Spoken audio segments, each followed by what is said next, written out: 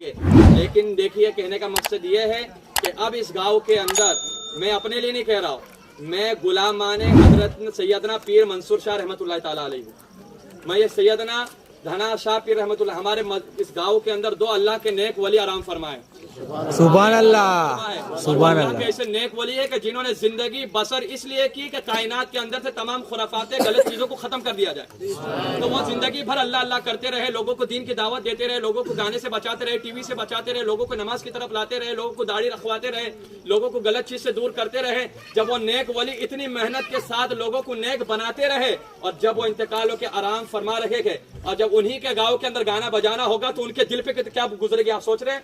ان اولیاء اکرام کو کتنی تکلیف ہوگی جنہوں نے چاہا تھا کہ کائنات کے اندر سے خرافات ختم ہو جائے، اور ان کے مزار ان کے گاؤں کے اندر یہ خرافاتیں ہوگی تو ان کو کتنی تکلیفیں ہوگی ایک دن کا۔ اور آپ سوچ رہے ہوگے کہ چلو شادی خوشی کا ماحول ایک دن بجا لے گئے، لیکن میں ان سے تمام باراتیوں سب سے محبت کرتا ہوں، اس لیے کہ آپ نے مصطفیٰ کا کلمہ پڑھا ہے۔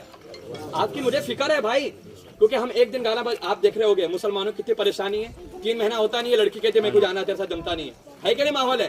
اب طلاق کتنی زیادہ ہو رہی ہے، یہ نہیں ہوتا تو ایک ہی ہوتا ہے، ڈاکٹر صاحب دوا دے دو 3 سال ہو گئے اولاد نہیں ہو رہی، یہ مسئلہ بھی پھیل گیا ہے۔ اور کتنے لوگ کیا رہے مولانا کے پاس، مولانا تعویذ دے دو، کیوں؟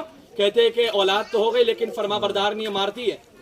یہ وجہ کیا ہے؟ اولاد ہو رہی ہے تو نافرمان، یا تو اولاد ہو نہیں رہی ہے، یا تو بیوی ساتھ میں محبت ختم ہو جا رہی ہے، 3-4 مہینے کے بعد شادی طلاق ہو جا رہا ہے۔ اس کی وجہ کیا ہے؟ جو ہم ایک دن مصطفیٰ کی سنت کو ادا کرتے وقت گانا ڈی جے گانا ناچنا کودنا کرتے ہیں، اس کی نحوست کی وجہ سے شادی کے اندر جو برکتیں ہوتی ہے اسے اٹھا لیا جاتا ہے۔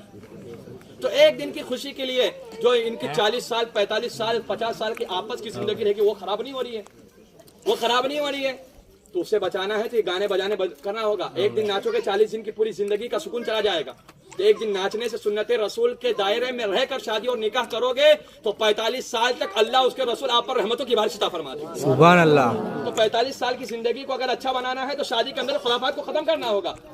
کہنے کا مقصد یہ، میں سنت پڑھ رہا تھا، اتنے دور سے گانا بجا کہ دماغ ہل گیا پورا، کہ یہاں پر خدا کی عبادت ہو رہی ہے، یہاں گانا بجتا ہے، یہ اللہ کا گھر ہے، اولیاء اکرام کا گھر ہے، لیکن میں یہ نہیں کہتا ہوں۔ لیکن آپ کو بتا دیتا ہوں کہ میں آپ پرسنل اس لیے کہ اس گاؤں کا امام ہوں، اور جب تک آب و دانہ رہے گا میں یہاں رہوں گا، کوئی ہٹا نہیں سکتا، جب تک اللہ چاہے گا کھلائے گا۔ اور میں حق بات، میرے دماغ، کیونکہ وہ امام کچھ کام کا امام نہیں کہ جس کا ایمان کمزور ہو، اگر کھڑے ہو کے نہیں بولتا تو میرے پیچھے لوگوں کی نمازیں نہیں ہوتی، کیونکہ یار غلط ہو رہا ہے اور امام بولا نہیں تو میرے پیچھے نماز پڑھ کے کیا فائدہ؟ امام بزدل ہے، بزدل کے پیچھے نماز اور اس کی ابتدا کرنا جائز نہیں، حرام ہے۔